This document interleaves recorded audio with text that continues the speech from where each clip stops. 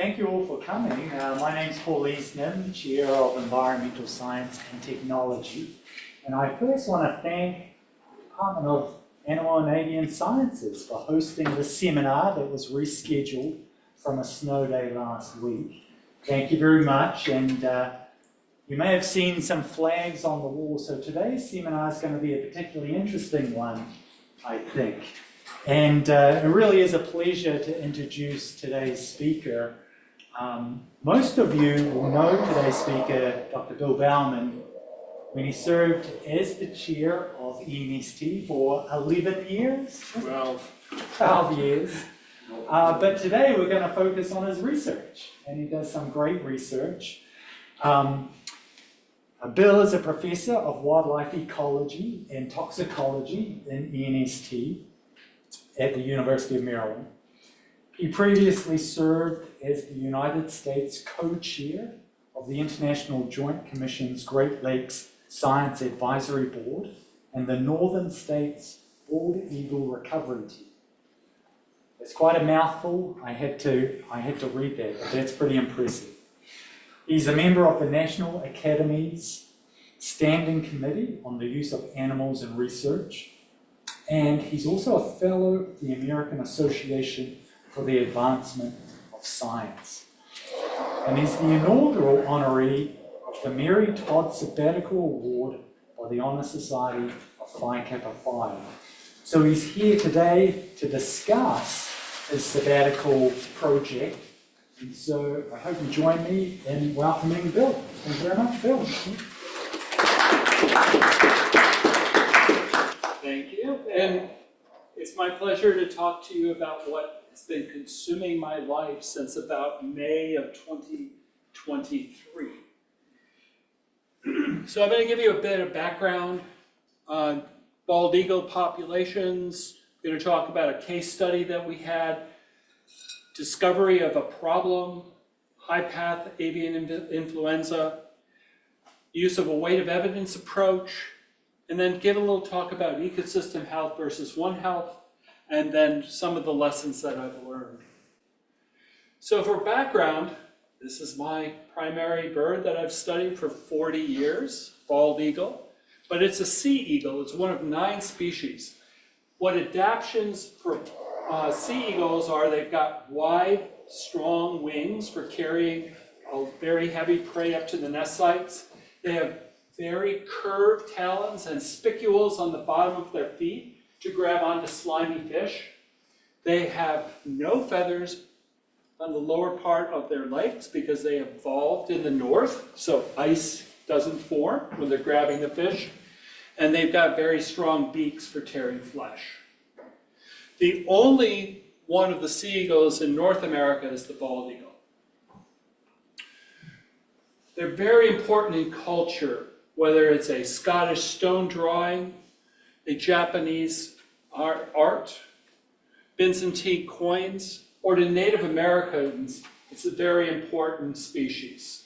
So Hiawatha, the tale of Hiawatha takes 2 days to tell in Mohawk. It's an oral tradition. So Hiawatha basically takes a seed of a white pine, throws it to the ground, and pulls up a fully grown white pine tree.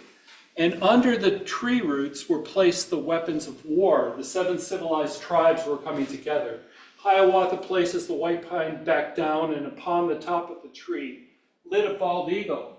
And the eagle was the messenger to tell people if anyone was going to break the treaty and go for the weapons of war. So the eagle is our messenger about environmental health. Post-World War II, we started using a lot of different chemicals to grow food. Those chemicals, we had no idea, biomagnified. Water concentration to top predators, 4 million times concentration difference. So biomagnification, the effects of chemicals that biomagnified, and sea eagles and peregrine falcons were the species that were telling us there were problems in the environment because they were failing, their nests were failing, they weren't having young or they weren't attempting to have young. Their eggshells were either thin or malformed.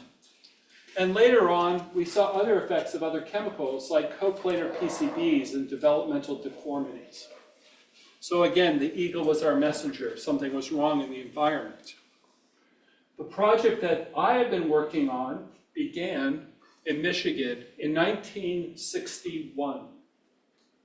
This project was part of the North American Audubon Eagle Survey.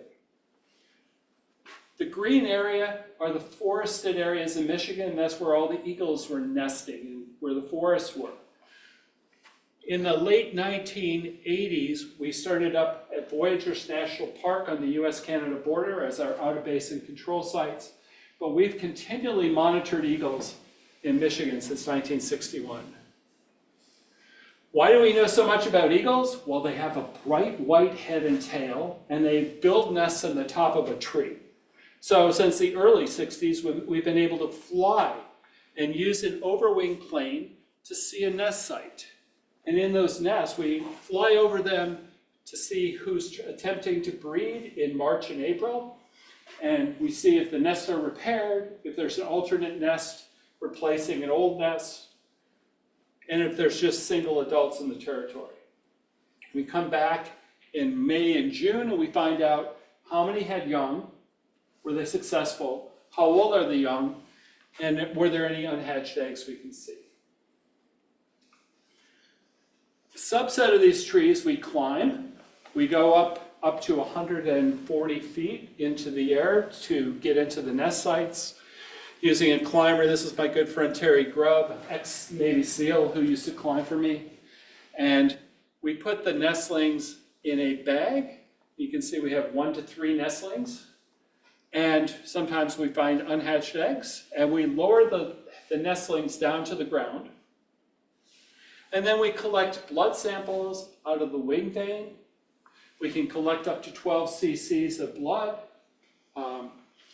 We look for organic chlorine pesticides, PCBs, the forever chemical PFAS, brominated fire retardants, heavy metals, parasites. We do genetics. Feathers we use for mercury primarily to see what the concentration is. Unhatched eggs, we run the same chemicals as we do with the plasma. We look at the health status and the food habits. So we do a lot when we're at the nest site. We use measurements to tell if they're males or females. Females are larger. If you spread out the middle toes, it's about this long. Females are larger than males. And then based on the sex, when we measure the 8th primary or 3rd large feather from the tip, that growth rate based on sex will tell us how old they are, how many days post-hatch. We then use metal bands. We have to rivet the bands on because the eagles will tear the bands off if we don't put a pop rivet in. Then we put them back in the bag, bring them back up to the nest, and they're healthy, nothing's wrong with them. All of our methods were developed with the College of Veterinary Medicine in Michigan State. So eagles are unique. So our measures are typically, we aren't sampling, at least, for the first 57 years of this project. We don't do a population sample. We actually have a measure. We know virtually all of the reproductive outcomes for all of the nest sites in the state of Michigan for 57 years. Going from 50 up over 800 by 2017. So what you see here is 15,858 breeding attempts over 57 years. The red line is our goal for the number of occupied breeding areas for the state of Michigan in order to recover the species, because eagles used to be an endangered species. Our first 15 years of our project, we had 715 young total.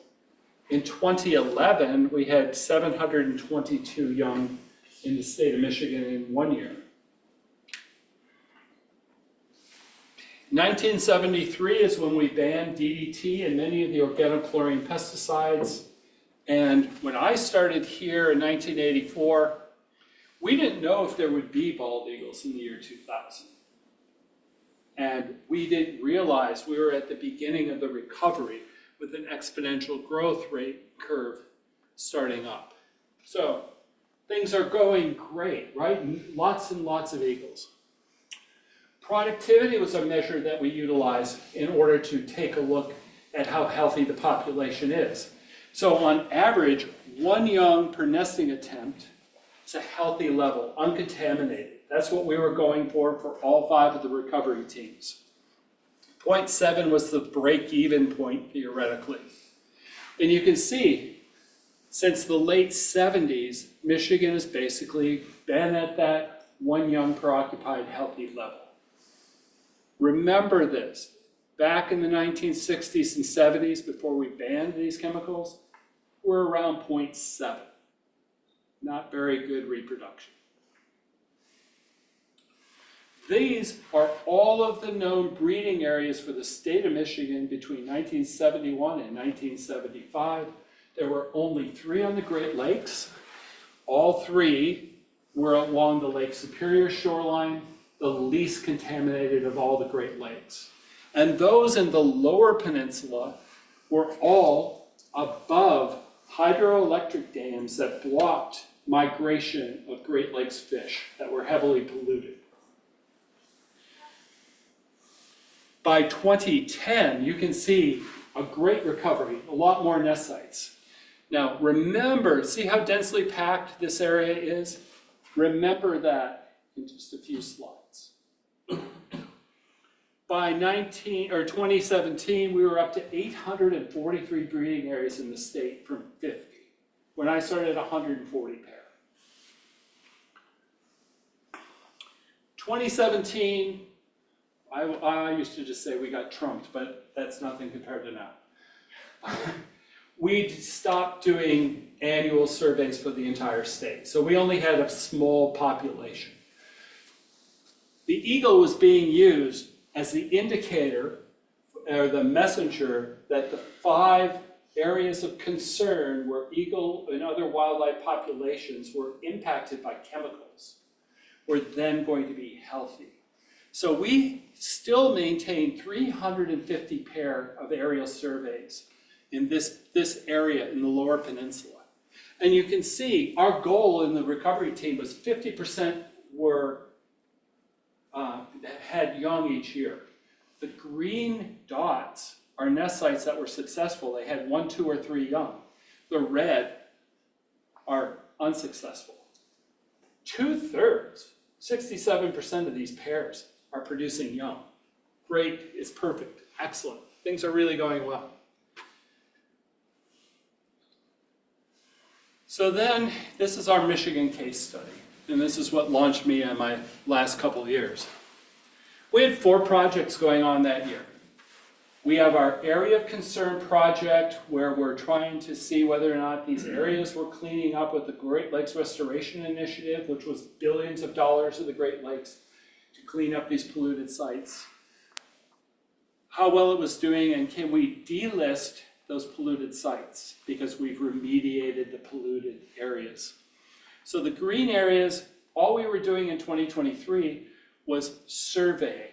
We were not in the field in 2020 and 2021 because of COVID. In 2022, due to a retirement in EPA, our money wasn't transferred to U.S. Fish and Wildlife Service until after the field season, so we weren't out there. But 23, we're out there.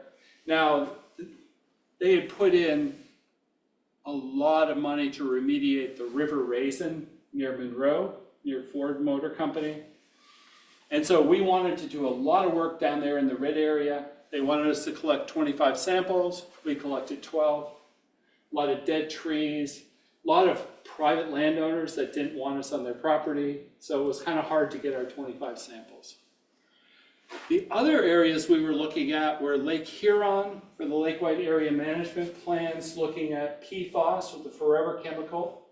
And so we were looking to try to measure PFAS by a National Guard base and along the shoreline of Lake Huron, and also for Lake Superior, the whole shoreline from Wisconsin to Ontario. We didn't collect a lot of samples in either one of those sites. We should have known something was up at our very first nest site because we rarely ever find the remains of a dead young or a dead adult under a territory. Our very first nest site, keel, rib bones, leg bones, and wing bones, feathers, and this is the kicker. This is the one that tells you the little brown flecks in the white feathers tell you this is not an old adult. It's 5 to 7 years of age. If it was a full adult, it would be full, pure white. So I'm looking at a dead adult from the previous year that's 5 to 7 years of age. Never found one before.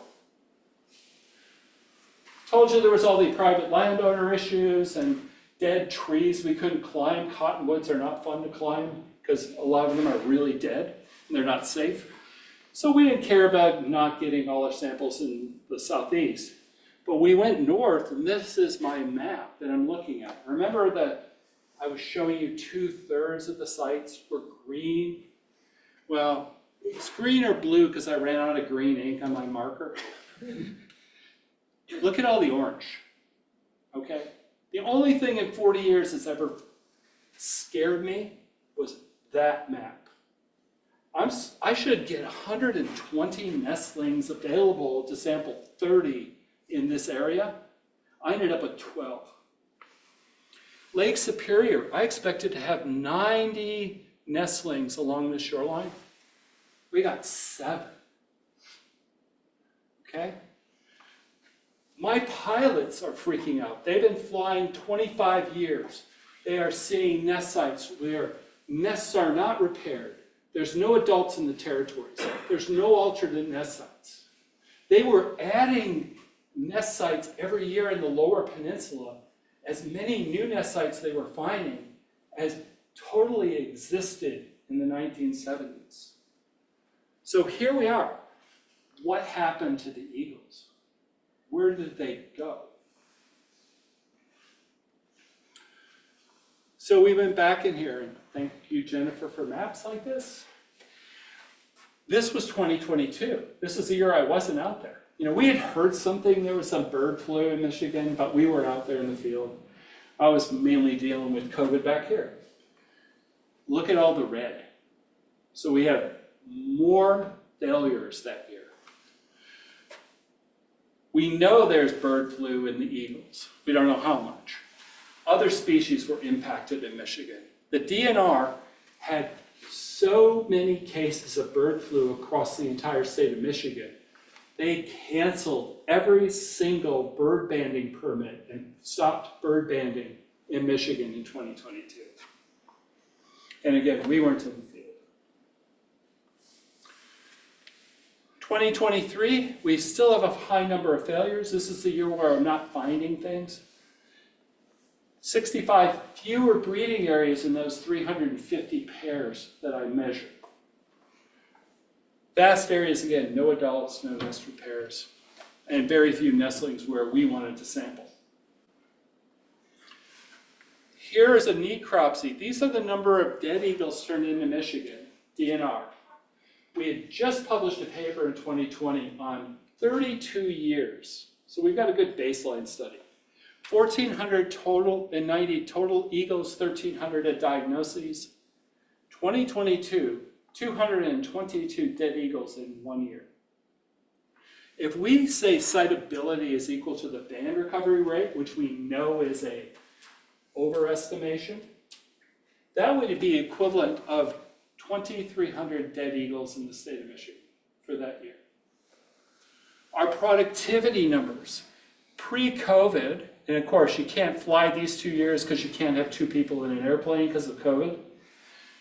Look, it's great. It's above 1 young per occupied, 0.72, 0.8. 0.72, remember? That was back to the DDT era. Okay? We hadn't seen it since then.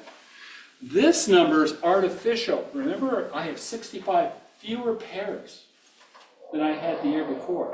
So the denominator is less. So that's probably artificially high for 23. So here we go. This starts me off on the last almost 2 years of my life. We discovered the issue. We started gathering data. We had preliminary diagnoses. We were planning, applied for the Phi Kappa Phi Award, and received it. Did an initial trip over to St. Andrews in Berlin and talked to experts. We did our field season. Got so freaked out by what we found this year that I headed off. Don't book a trip to London the second week of Wimbledon and never go to St. Andrews during golf season. Very expensive. And we talked to Fish and Wildlife Service. Wrote a letter to the director of Fish and Wildlife Service. Afterward, the fall, I did a white-tailed eagle meeting, did the UK and India Wildlife Institute, Summerlee Center for Ornithology, went to the Wildlife Society meeting, RRF. I'm learning a lot about bird flu and talking with people. Australia, talked to the Western Australia Biosecurity Council, went to the Australian Animal Health Lab and got to go in a BL4 suit. That was pretty cool.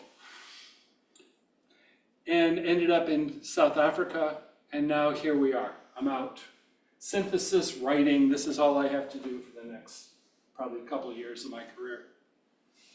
So what do we know about highly pathogenic avian influenza, HPAI? And thank you to Jennifer, and thank you to Oliver Krona for slides. So here we've got a virus. It's in waterfowl, it's in poultry, then it becomes virulent, ends up in other species, hogs, cows, mink, humans. Also other species of birds. And so ends up other species of birds and starts circulating, also affects other mammals like sea lions, predators, coyotes, lions, tigers. We know that avian influenza is harbored in, waterfowl, terns, gulls, other species. And the One Health model that's being utilized for this, captive animals, humans, and wild animals. So we know that's where the virus never goes away, but that's where it lives. We had a big outbreak in 2014, 2015, began in China, moved up to the breeding areas, some spillover into the US, and it did affect poultry in the US. It didn't really affect eagles in the US in 2014. Then moved to Europe and did cause effects and deaths in white-tailed eagles during that first 2014 that wave. The current wave is wild. We have a reservoir in Egypt in vaccinated pods. This is H5N8. Goes into Russia, Kazakhstan, goes to the east, goes to Europe. The blue dots are H5N8, the red dots are H5N1. So in Europe, it converts to H5N1. This is in the summer, fall 2021. Comes across Iceland as H5N1 and then into us. So it started occurring in North America, the fall of 21, the spring of 22. So for me, it's the breeding season of 2022. And this shows diagnosis of H5N1 across North America. There's a really good paper that Jennifer's part of, because I don't know if you guys know, but Jennifer Molinex is one of the modelers in her group. They do the modeling of this across the world for USGS. So we have here in Michigan, the green dots are birds, wild birds, the blue diamonds are wild mammals, very few yellow and red, which are chicken or poultry. So you can see mainly it's really hitting our area. Thank you to Jennifer for this slide. This shows you the magnitude and the differentiation among species of the 2015, 2014, 15 wave versus the amplitude and the changes of the current 21, 22 outbreak in North America.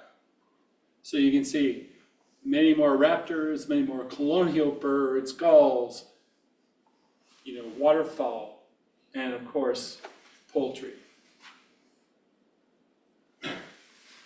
What's really cool about this slide, this comes from Europe. These viruses are constantly mutating. And so you have different variants, you have different genomes that are all mixed in with this. And this takes us from July of 2020 over to August of 22. And you can see right in this area here, we're going from H5N8 in Europe primarily into H5N1. And then is this in prep or is this accepted? It's in review right now. It's in review now. This is a real cool slide that Jennifer gave to me. So the clade of 2.3.4.4b of H5N1 is, you can see here's 21. That's the predominant variant that is in North America at that point. So how do we figure all this out with this environmental mystery? I've got all kinds of dead eagles. I've got really bad reproduction. I have all of these effects. I can't even get samples for what I'm trying to do using it as a monitor. So we decided we'll go through and do a weight of evidence approach. Multiple different measures to look to see whether or not it tells us the story. Normal, we take a look at productivity. Again, I showed you that. Young per occupied nest. That's a normal measure I've been using my entire career.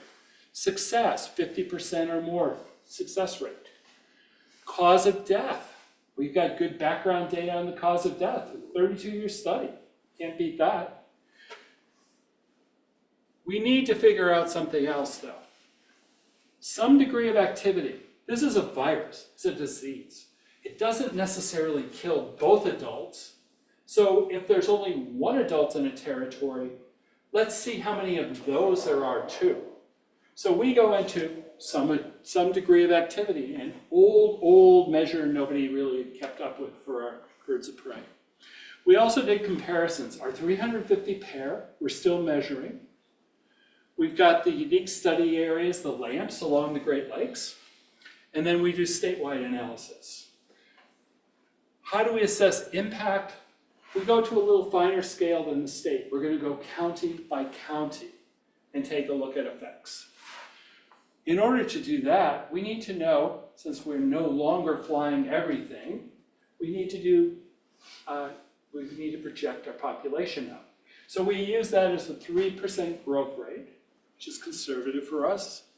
And then we take the greatest number of occupied breeding areas we had between 2015 and 2019 for each county, and we grow that population from that number up. Because some of these could be missed since we're not flying the whole state anymore. We wanted to know, what did it do to the number of breeding pairs in the state?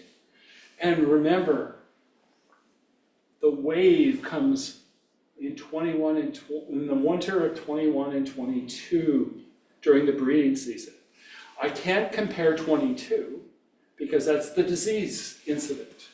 So I have to take a look at 2023 survey data that I'm flying surveys versus 22 projections, which should have been there. Again, another conservative thing. The other thing is, this was a healthy population like coastal Alaska.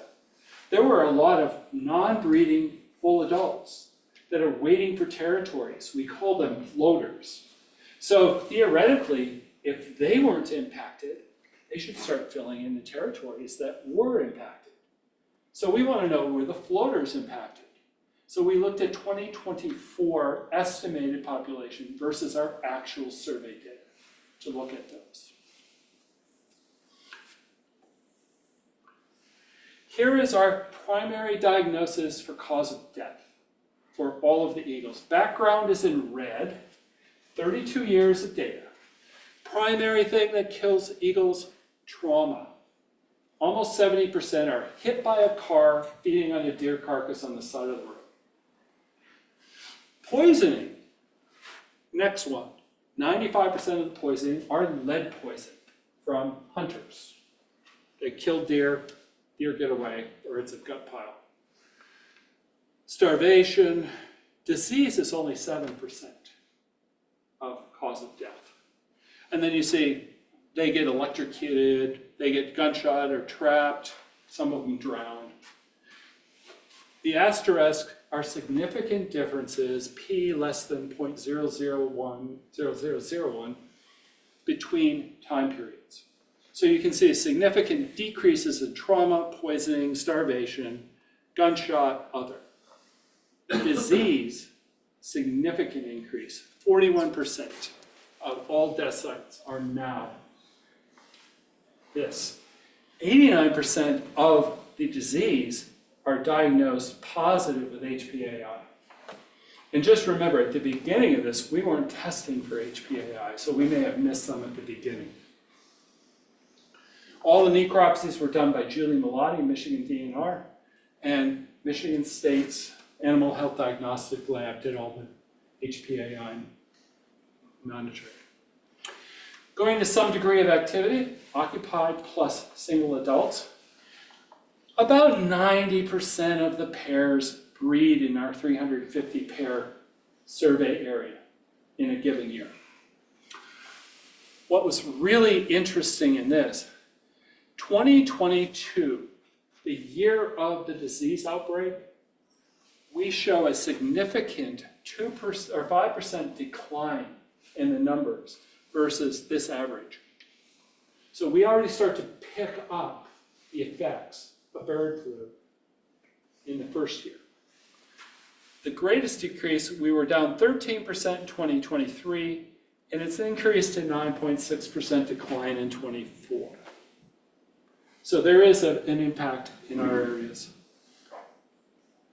We look at county level, again, grow the population out, see which counties met or did not meet what would have been projected if there wasn't bird flu. Blue areas, we didn't feel we had enough survey data for this analysis. The two gray areas down here, there are no eagles that we know of. Green, which are all less than 10 pairs in a county, met or exceeded our population, and we know that there's a population down here in Ohio that continues to expand into our area, but red did not meet the level that was expected, so it's across the state. When we look at how many breeding areas did we lose? So you can calculate county by county with our survey data. Gogebic County, which is the highest number of breeding areas in the state, it's right next to Wisconsin, lots and lots of inland lakes. 28 pairs are decreased from 23 estimate to, or 23 survey to 22. The maroon are 16 to 20 nest sites that are gone, breeding areas. The orange are 11 to 15, and the yellow are 6 to 10. The one thing to note, these two counties right here have one thing in common that's different than any other county in the lower peninsula. They have up to 500 wintering eagles and huge waterfowl concentrations in the winter. But you can see most of the numbers are missing in the north. So we wanted to look percent decline. That's another way of looking at it. What were the percent of no nest sites that disappeared? And so the bright red counties here in the Ontonagon, Chippewa, and then a couple of small counties in the south, 80% of the known breeding areas were gone. Then we're looking at the orange are 60 to 70 in these, and then 40 to 60. So you can see this is an indication that it was pretty virulent across the entire state. The pattern's different, but it's still really virulent if it was there. Our breeding population, we projected. We didn't have a measure anymore, now I've got to do estimates. So this is 3 different projections. The entire data set of the measure had a 2.5% annual growth. Well, that was including DDT era, but that's the red line. The last 10 years are purple, that is a 3.2% growth rate. The last 5 years was 3%. So we picked 3% for all of our projections.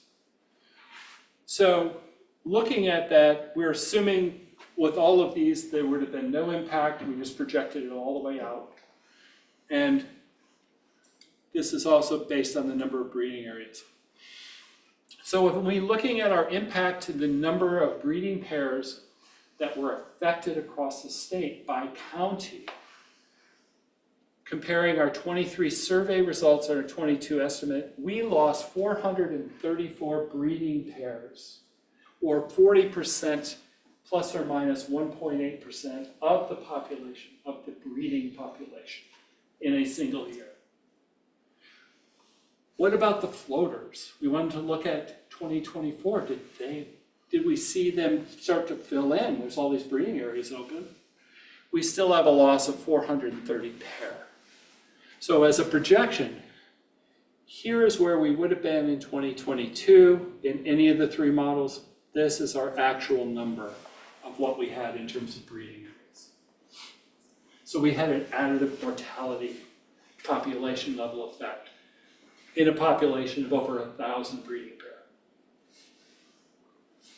So our weight of evidence, necropsy data supports our hypothesis, and our hypothesis is Michigan experienced a population level additive mortality event in 2022 related to HPAI that reduced the breeding pairs by at least 40%, with greater impacts in the north and least in the south.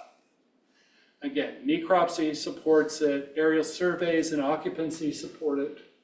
Our productivity estimate supports it, but it's mixed in 24 because we had fewer breeding pairs. Same thing with fledged young, we have fewer breeding pairs. Our some degree of activity, the occupied plus the single adults, support our hypothesis. The analysis on the floating population with the floaters not filling in supports it. And our population impact supports our hypothesis. What did not impact the population that we also looked at was weather, prey base, environmental contaminants, and density-dependent factors. So we did have a population effect. This thing stretches from Ohio to Voyageurs National Park in Minnesota. We're working in a whole bunch of papers with people. And we had 2 structured discussions, one at the white-tailed eagle meeting in Croatia, where people from Europe are trying to give us data. And we can do a Northern Hemisphere assessment on white-tailed eagles in Eurasia, bald eagles in North America. We had the same discussion at the Raptor Research meeting. And we don't know the effects on population. We're still trying to figure out what it actually did to the population. Then we've got to project out, what did it do to the population? What's the impacts of the adults, the floaters, the longevity of the breeding pairs? You know, you're looking at a pair that could have 25 years of reproduction in a territory. And then how far was it? A lot of people helping. So the other thing that this really brought out to me was the difference between ecosystem health, which is where we began looking at effects in the environment in the 1980s in the Great Lakes. It came out of the work group on ecosystem health in the Great Lakes Science Advisory Board. The endocrine disruptor theory came out of that same work group at the same time, into One Health, and then how it's practiced. So field biologists found all these effects in the birds in the 1980s. They didn't know what it was. Here, or not just birds, but here's snapping turtles down in one of the areas of concern. They're supposed to have lice long tails. That's from an inland control site. That's from a polluted site.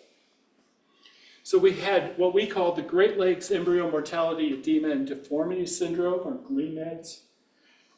We didn't know what caused all these effects that we were seeing on the colonies. Was it a new chemical? Was it an old chemical that had been, masked by DDT effects? Was it nutrition? Was it genetics? There's so many things that could cause developmental deformities. And working through using new techniques, we ended up, it was coplanar PCBs that act like dioxin. And that's exactly what caused all of these, and we could recreate every one of these maladies in the laboratory, and we used chickens as our model. Out of that came the idea of ecosystem health, that you can measure at the top of the food web and everything below them. If these guys are healthy, everything, including man, will be healthy. So we look at the effects of these environmental perturbations on the ecosystem, and it's focused on how clean and healthy is the ecosystem based on indicators. From that concept, it moved into the veterinary schools and was now One Health. And so we're now looking at it with a different contextual model. We are looking at human health, animal health, environmental health. So we're looking at how does it transcend? How do we use them to look at another holistic approach? But where it's gone to and where it's being practiced is the strength of the veterinary colleges, right? Domestic animal health, they always have interactions with human health, but the place that we fall down is the wildlife health in this whole way that it's practiced now. And so there's multiple papers out there that talk about how we have lost our environmental monitors. We've de-emphasized the environment in the One Health as it's practiced now. We de-emphasize wildlife populations and long-term studies, and we primarily focus on human health and domestic animal health. Even in this bird flu cases, right now we have an outbreak going on in the Midwest. Human tissues in Ames, Iowa are priority 1. Domestic animals are priority 2. Priority 3 right now are wildlife, and we can't figure out which variant we've got. So what have I learned over this period of time that I've been working on this? In terms of wildlife sentinel monitoring, there's very few studies left globally, hardly any. When I'm trying to ask all these people for data, 2000, Sweden was doing their whole country, Poland, Finland, I could get lots of data. Almost every state I could get data from. I've got the largest study in North America with 350 pair right now. We have fallen short on those. And there's very few banders or ringers left in the world. Nobody's going out in the world, out in the field. Testing for HPAI, they don't budget for it. Very few places do a lot of these necropsies and these testing. New York State, Michigan, the Southeastern Cooperative Wildlife Disease Study out of the University of Georgia with 17 states and Puerto Rico. You can get a yes or no, is it bird flu, at a state or provincial level. But the pinch point is the labs to figure out the variants, the clades. That's where you have 1 or 2 labs per country if you're lucky. And not very many states still do necropsies.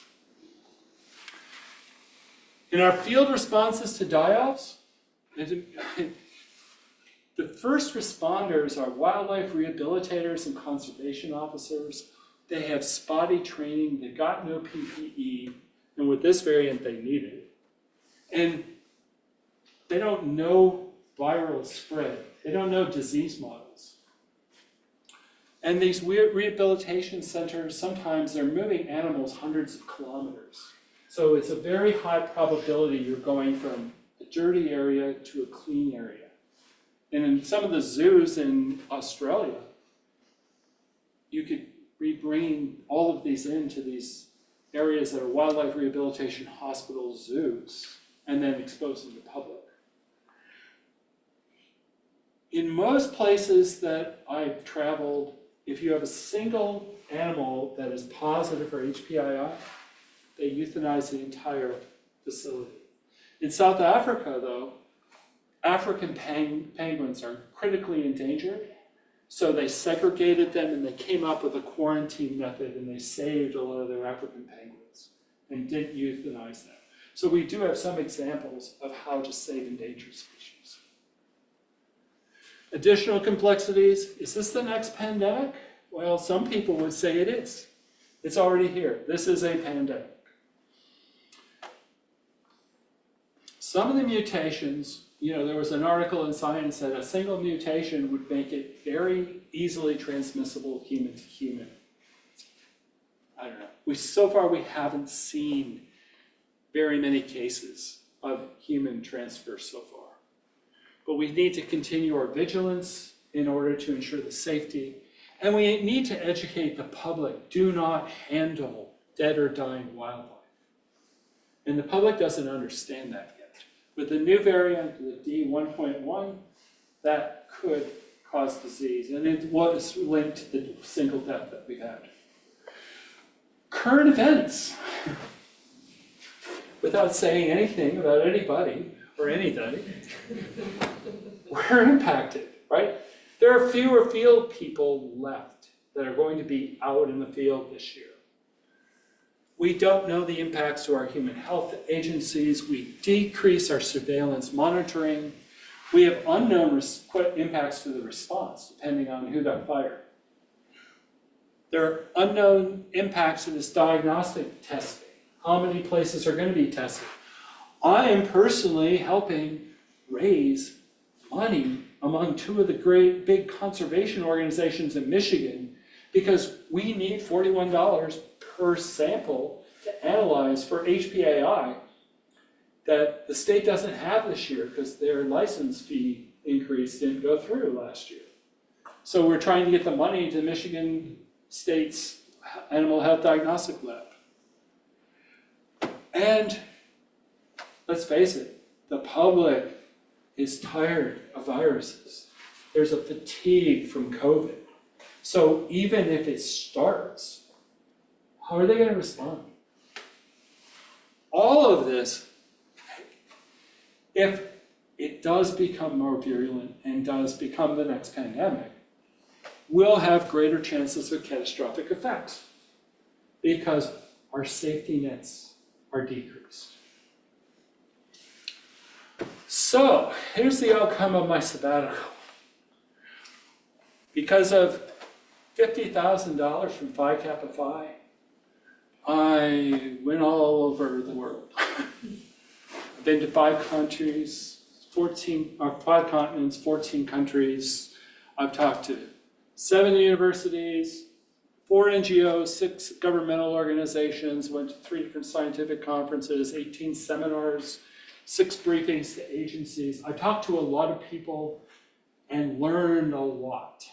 And so now I'm synthesizing all of this and getting it out into papers, which are probably going to be the most impactful ones that I've ever had.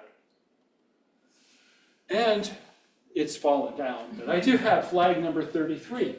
The Explorers Club gives you flags. You can apply for your research proposal and you will have the honor of carrying a flag. Our flags, we have 5 famous firsts, and every one of these expeditions had a flag with it. First to the North Pole, first to the South Pole, first to the Mariana Trench, first to Everest, and first to the moon. And so I've had flag 33 on 5 continents. And that, trying to inspire our next generation of people to get in the field is very important because we don't have enough people in the field. And without the wildlife surveillance monitoring and the people out there banding and working with these species, it decreases our ability to protect ourselves. So in summary, I think I proved a population level additive mortality event of 40%. Our impacts are north more and less in the south, which is the same pattern as Wisconsin and Minnesota, although they don't have as good of data. It impacted non-breeding adults also, in every species. 2/3 of all the deaths that we attributed for necropsies in 2022 were full adults, which is scary. Voyageurs National Park, I went there. You can read about that in the Washington Post, but we had 67% decline in breeding pairs at Voyageurs. And if we weren't out there with a remediation project to restore these areas of concern in the Great Lakes, we would have missed it. Because if you asked anybody in Michigan, when we had, back to 2007, when we had 600 odd pair of eagles, part of the eagles doing, they'll all tell you, wow, they're great, they're everywhere. But 40% decline we would have missed. Lots of acknowledgements. Julie, Mike, Peggy, Dave, Jennifer, Billy Bridges, Oliver, a lot of people in North America and Europe that are helping on this. And with that, I will need to take questions.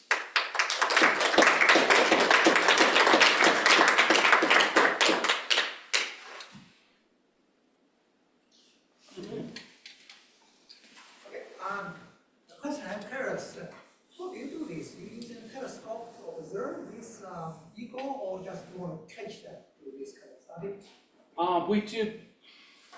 We do the aerial flights to look at the population. We fly over them with a fixed wing aircraft twice a year to find out who's nesting and then how many there are.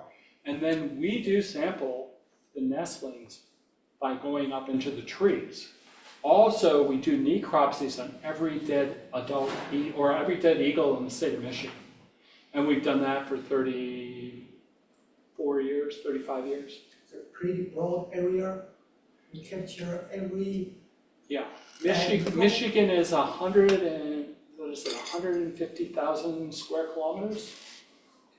So it's a very large area. Before they increased the speed limit, it used to take you 15 hours to drive from one end to the other. Another question is, how broad area this eagle can travel or migrate? For example, I served for a committee. Okay, they use our red goose. Okay, Yeah. we migrate from South America to Canada. Okay, just do this. So actually, they are doing this kind of study using monitor. Okay, to take that monitor to every leg of that some population, something like that. Okay, and finally they check about that migration route and then do the population study. And public health, a lot of modeling stuff. Very interesting. So I'm interested, do you also using the same strategy or idea in this kind of eagle study? We have, we've done radio telemetry. I was a beta tester for the Army for satellite telemetry. Yeah. So we were doing monitoring, and most of our eagles that are nesting stick around the nest site. So we did wintering studies, and they just kind of hang out around their territory because there's enough food now. Okay. Because there's 90,000 car deer accidents in Michigan, so they eat a lot of dead deer in the winter. Yeah. Yes. Do we know, is this the same pattern in like other birds like ospreys or? Yes, there were 22 different species that were found dead in Michigan. Most of these birds used to be monitored for population studies, and they are no longer. Nobody's out there in the field doing it. So, we've gone, over my career, we've gone from mainly organismal ecology to a lot of cellular, molecular, genetics, physiology work, where if you had an ornithologist, they were mainly a life history person when we were going to school, and now they're a physiologist or a molecular person that uses birds as a model. So as we've changed that, our focus, the money, we used to have a lot of money from endangered species work or contaminant monitoring. So again, in the 70s, we banned a lot of these chemicals. And as those numbers have the concentrations have gone down in the environment, we've stopped monitoring. So we don't do as much as we used to. Yes? So Bill, your presentation really showed the value of long-term data collection. And so we're kind of at the stage where we're seeing these threats and a decline in surveillance and interest in organismal biology. Across your travels of all different cultures, what do you think would really re-energize people to get back into the field and voters and elected officials to fund it? What do you think would be the kind of the take-home message that you could share to kind of re-energize things? Well, I think the first thing we need to do is stop staring at these little things as much. And we need to get people out in the field. I don't know how we're going to get them. Right now, I don't know how we're going to get the funding over the next 4 years. There's a utility, everybody that saw this when I went around the world were looking for 5 or 10 year, long-term studies and trying to figure out how could they protect them because they could see the value of these longer-term studies. But this is some of the hardest kinds of studies to continue because, we have a TV minute kind of a focus. We want to solve this little problem and then we're going to move to the next little problem. And they don't typically look at these long-term databases as valuable. In 2017, the keywords to kill projects included long-term. Climate change, long-term, pollution, so we lost a lot of the long-term studies. So we were lucky, we've adapted it from endangered species to I was funded for 20 years with a citizens referendum in Michigan on cleaning up the Great Lakes. And so the eagles were the monitor, and there was money for sediment remediations and other kinds of cleanups. But, who gets funded for 20 years? That was just pretty amazing. So I think we're going to have to, again, revitalize an environmental movement in order to get people to understand. Because most of the bird species of the world are in deep trouble. And this one disease, this virus going around the world, it's amazing how many birds are dead. And we're not even finding them, right? So we don't even have a clue how bad it is. I have a friend who was paddling. Now the Northwest Passage is open. He was kayaking the Northwest Passage in 2022, came around a corner of an island in Canada, and there were 30,000 dead geese in prime condition floating on the water from this disease. So, yeah. I apologize for staring at my little device. This came across my little device on Friday. The USDA operates a network, you alluded to it, a network of 58 national testing laboratories. And on Friday, in the name of government efficiency, 25% of the staff were laid off. And I'm wondering if you want to respond or comment on that. Yeah. It doesn't have to be public. That was, what did I say back here? So that one hits diagnostic testing, surveillance monitoring, public health agencies, every one of those. So yeah, we're less safe right now than we were last week. Well, even then, we didn't have money. For doing, the only way we were going to test the dead eagles this year that are starting to show up in Michigan was the National Eagle Repository in Colorado provides Native Americans for religious purposes, carcasses and parts of eagles. Well, they can't give them out unless they've been tested for high path. So they were paying for the Michigan eagles that were being necropsied to be tested. so that after the necropsy, they could be sent to Colorado to be given to Native Americans. But that was the only way they were going to get this testing done. Because they had a whole bunch of eagles 2 years ago that showed up at the repository that were all positive. Okay, well, it's 4:30, so we'll close things down. Bill may be available if you've still got any questions to ask him, but I just want to take a minute to thank Bill for a great seminar. Thanks very much.